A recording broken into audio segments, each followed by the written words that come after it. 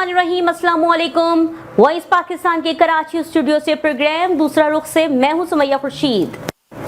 नाजरीन, आज के प्रोग्राम में सियासत, जलसे, धरने की बिल्कुल बात नहीं होगी, बल्कि बात होगी क्रिकेट की। कल इंग्लैंड और पाकिस्तान क्रिकेट टीमों के माबैन T20 वर्ल्ड कप का फाइनल है, जिसे 1992 के वर्ल्ड कप से मुशाबहत दी जा रही है। इसी हवाले से कौमी टीम के कप्तान बाबर आजम ने मेलबर्न में प्रेस कॉन्फ्रेंस से खिताब में कहा कि मैच का प्रेशर होता है, लेकिन कोशिश करेंगे कि दबाव ना लें। इस वर्ल्ड कप को 1992 के वर्ल्ड कप से तशबीह दी जा रही है, हम नर्वस नहीं हैं। दूसरी जानिब बाबर आजम ने PSL की कराची किंग्स को छोड़कर पेशावर ज़ल्मी ज्वाइन कर ली है। प्रोग्राम में बात होगी टीम के कॉम्बिनेशंस पे, इंग्लैंड की मजबूत टीम से मुकाबले पे, टीम में मौजूद टैलेंट पे और बाबर आजम के ज़ल्मी ज्वाइन करने के बाद कराची किंग्स और पेशावर ज़ल्मी पर पड़ने वाले असरात पे। इसी मौजू पे गुफ्तगू करने के लिए हमें ज्वाइन किया है माजिद खान ने, जो क्रिकेट एक्सपर्ट और ट्रेनर कोच भी हैं। अस्सलाम वालेकुम सर। माजिद, पाकिस्तानी टीम अक्सर आपको स्पीचलेस कर देती है। अब इस स्टेज पे फाइनल से पहले टूर्नामेंट के इब्तिदाई मैचों से जो पाकिस्तान हार गया था, टीम कुछ सीख सकती है कि कहां गलतियां की? बिल्कुल, पाकिस्तानी टीम का हमेशा से यही रहा है कि वो किसी भी टूर्नामेंट में जाती है तो स्टार्टिंग में वो बहुत ही ज़्यादा रिलैक्स खेलती है, जिसकी बिना पर उसको हार का सामना करना पड़ता है। उसके बाद फिर इनको होश आता है तो फिर ये अपनी परफॉर्मेंस पे जाते हैं और फिर ये एफर्ट्स करते हैं, तो हम अच्छी मैचेस जीतना शुरू कर देते हैं। बाकी फिर हमारे साथ दुआओं का सिलसिला भी बहुत है। आप देखें, हर प्लेयर सबसे पहले और तमाम कौम भी इनके लिए दुआएं करती है और प्लेयर भी यही कह रहे होते हैं, भाई दुआ बहुत ज़रूरी है, दुआ बहुत ज़रूरी है। आप इब्तिदाई दोनों मैचेस देख लें, जिम्बाब्वे के ख़िलाफ़ और इंडिया के ख़िलाफ़ जो हम हारे हैं, वो हम सिर्फ इसलिए हारे हैं कि हमने मैच ईजी ले लिया। इंडिया के ख़िलाफ़ भी हम मैच जीत सकते थे, लेकिन हमने बहुत ईजी ले लिया था, और जिम्बाब्वे के ख़िलाफ़ तो शदीद ईजी ले लिया था। उसके बाद हम तो टूर्नामेंट से बाहर हो गए थे। ये तो लकली नीदरलैंड ने जो साउथ अफ्रीका को हराया, जिससे हमारी टीम फाइनल में आ गई। तो अब हमें वो गलतियां नहीं करनी है जो हमने पिछले मैचेस में दोहराई हैं। बाकी दुआएं भी इनके साथ हैं। पूरी कौम यही चाहती है कि पाकिस्तान की टीम ऑस्ट्रेलिया से वर्ल्ड कप जीत कर आए और हमारे मुल्क का नाम रोशन करे। तो जो गलतियां की हैं वो बेशक नहीं होनी चाहिए, और जीत फिर इनका मुकद्दर हो बनेगी। आखिर हमारी टीम में कॉम्बिनेशंस क्यों अच्छे नहीं बन पाते, ये देखने में आता है। जी, ऐसा नहीं है। कॉम्बिनेशन हमारा हमेशा से बना है। आप पुराना उठा लें, सारा हमारा कॉम्बिनेशन, ओपन कॉम्बिनेशन भी हमेशा रहा है, सब कुछ रहा है। परफॉर्मेंस पर होता है कॉम्बिनेशन। जो परफॉर्मेंस देगा वो कॉम्बिनेशन बना रहेगा। इस वक्त जैसा भी है, रिजवान और बाबर अच्छे कॉम्बिनेशन से खेल रहे हैं, टीम को आगे लेकर चलते हैं, टीम को लंबा स्कोर करके देते हैं। तो कॉम्बिनेशन तो हमारा ओपन है। हाँ, बेशक इनका स्ट्राइक रेट बहुत स्लो है, वैसा नहीं है जो बाकी टीमों के ओपनर्स का होता है कि 150-160 स्ट्राइक रेट पे खेलें। इनका वैसा नहीं है, लेकिन कॉम्बिनेशन इनका इस वक्त अच्छा है। लोग कहते ज़रूर हैं इन लोगों को कि वैसा स्ट्राइक रेट से नहीं खेल रहे बॉलिंग कॉम्बिनेशन की बात, तो वो भी इस वक्त बहुत अच्छा है हमारा। शाहिन अफरीदी और नसीम शाह का अटैकिंग कॉम्बिनेशन। बैक पे भी जो बॉलर्स हमारे मौजूद हैं, हारिस रऊफ और मोहम्मद वसीम और शादाब खान, वो भी बेहतर हैं। और बॉलिंग तो हमारी पाकिस्तान की हमेशा से अच्छी रही है। बैटिंग में हम कोलैप्स कर जाते हैं, उसकी वजह यह है कि मिडिल ऑर्डर हमारा हमेशा वो परफॉर्म नहीं कर पाता, जबकि बड़े बड़े नाम हमारे मिडिल ऑर्डर में रहे हैं। जावेद मियां दाद के बाद, इंजमाम के बाद, मोहम्मद यूसुफ के बाद, यूनुस खान के बाद वो प्लेयर हमें नहीं मिल सके कि जो मिडिल ऑर्डर को संभाल सकते हैं। बाकी ओपनर सईद अनवर और आमिर सुहेल की बेस्ट जोड़ी के बाद ये अब नेक्स्ट जोड़ी जो है बहुत अच्छी बनी है, क्योंकि अब पाकिस्तान को जो लंबा स्कोर करके दे रहा है, जो टीम को लेके चल रहा है, वही बेस्ट है। तो मेरा ख्याल से कॉम्बिनेशन पाकिस्तान का बन जाता है, हमेशा से बन जाता है। बस परफॉर्मेंस पे बनता है कॉम्बिनेशन, और जो परफॉर्म करेगा वो ही खेलता है।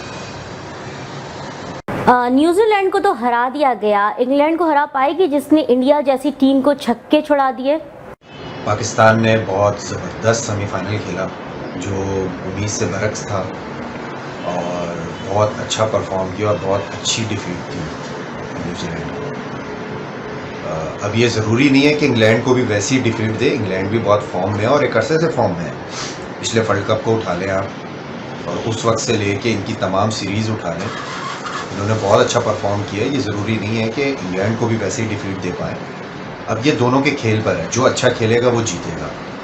अब चांसेस मैच में बारिश के भी हैं और आईसीसी रूल के हिसाब से कि अगर बारिश हो गई तो 10-10 ओवर तक मैच को कर दिया जाएगा कम से कम, और अगर फिर भी बारिश नहीं रुकती तो मज़ीद दिन भी दिया जाएगा, और फिर भी नहीं रुकती, जिस तरह कंटिन्यू बारिश होती रहती है, तो फिर ट्रॉफ़ी दोनों में शेयर कर दी जाएगी।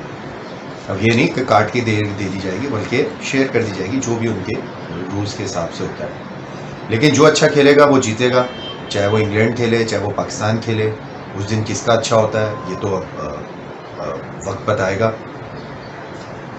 जी बिल्कुल, जीत मुकद्दर बनेगी। अगर हमारी टीम में कभी भी टैलेंट की कमी नहीं रही तो फिर क्यों टीम पे भरोसा नहीं किया जा सकता? क्यों एक तासुर रहता है कि पाकिस्तान जो है किसी से भी हार सकती है और किसी को भी हरा सकती है? आखिर इसकी क्या वजह है? मसला है कहाँ? नहीं, हमारी टीम में कभी टैलेंट की कमी नहीं रही है और बहुत टैलेंटेड प्लेयर है। अभी भी नीचे बहुत नाम है टैलेंटेड प्लेयर्स के जो डोमेस्टिक क्रिकेट खेल रहे हैं, और टैलेंट की कमी होती तो हारिस जो बैट्समैन है, विकेट कीपर है, वो फ़ौरन अपने आप को ज़ाहिर नहीं कर पाते या पाकिस्तानी टीम उसको साथ लेकर नहीं जाती है। हमारी टीम बहुत टैलेंटेड है और लड़के भी बहुत टैलेंटेड हैं, ऐसी बात नहीं है, बस परफॉर्म नहीं कर पाते। प्रेशर होता है, बहुत बड़ा प्रेशर होता है भाई। सिर्फ मैच का प्रेशर नहीं होता, पब्लिक का प्रेशर होता है, स्टेडियम का प्रेशर होता है। जब वहाँ पे शोर उठता है वो प्रेशर बहुत बड़ा प्रेशर होता है, तो उसको हैंडल करना ही वो बहुत बड़ा प्लेयर होता है। तो बाज़ औक़ात हम लोग जो है मैच को प्रेशर में ले लेते हैं। जैसे इंडिया पाकिस्तान का मैच स्टार्ट होने से पहले से कई दिन पहले से प्रेशर में लिया हुआ होता है, जबकि क्रिकेट वही होती है, वही बॉल होती है, वही बैट होती है, वही एटमॉस्फेयर होता है, वही विकेट होती है। सारा जो दारोमदार वो प्रेशर पर होता है। तो जो प्रेशर नहीं लेगा, जो रिलैक्स खेलेगा, मैच को एंजॉय करके खेलेगा और सीरियस लेगा, तो वो जीतेगा। तो हमारा प्रॉब्लम ही यही है कि हम प्रेशर ले लेते हैं। शुरू से उठा ले आप, बड़े बड़े नाम रहे जो प्रेशर ले लेते थे और हमारी टीम कोलैप्स कर जाती थी, चाहे वो बैटिंग में हो चाहे बॉलिंग में हो। तो प्रेशर नहीं लेना होता बस, जो और वो अच्छा खेलती है। बाबर आजम पीएसएल की कराची किंग को छोड़कर पेशावर ज़ल्मी ज्वाइन कर ली है। अब कराची किंग अच्छा स्कोर कर पाएगी? कैसे तब्दीली मुतवक्का है?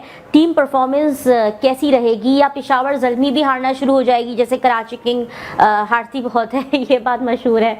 तो क्या जो है आप देखते हैं, आप क्रिकेट में जो है कराची किंग जो है शुएब मलिक ने ज्वाइन कर ली है और एज अ कप्तान जो है वो बाबर आजम पेशावर ज़ल्मी में चले गए, तो आप क्या देखते हैं कि क्या चेंजिंग्स आएंगी दोनों टीमों की परफॉर्मेंस में? जी बिल्कुल, ये अभी है, न्यूज़ यही है, हो चुकी है बल्कि, कि बाबर आजम ने कराची किंग को छोड़कर पेशावर ज़ल्मी ज्वाइन कर लिया। अल्लाह ही मालिक है पेशावर ज़ल्मी का।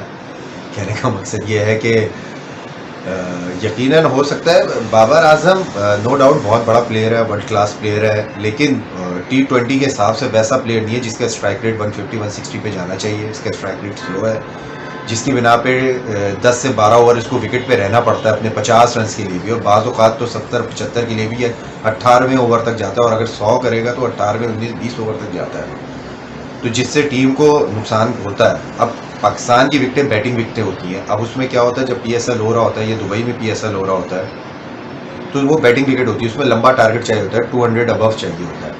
तो कराची किंग में भी 150 के अंदर या 150 से ऊपर थोड़ा सा स्कोर कर पाती, जिसकी वजह से वो क्वालिफाई नहीं कर पाती और जीत नहीं पाती मैचेस। तो ये इशू है, ये कोई ऐसी बात नहीं है, लेकिन player no doubt Babar Azam world class player है और उसकी परफॉर्मेंस से कोई दो राय नहीं है।